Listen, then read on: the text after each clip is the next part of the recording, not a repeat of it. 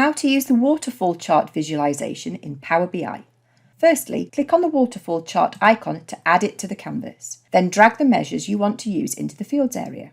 I'd like to investigate profit, so I'm going to drag that to the y-axis, and I'd like to analyse that by segment, so I'm going to put that onto the category field.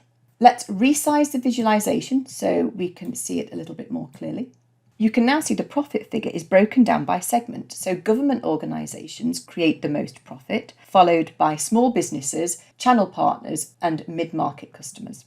All of these segments add profit to the organisation, so the waterfall chart climbs with green columns as the profit gets higher.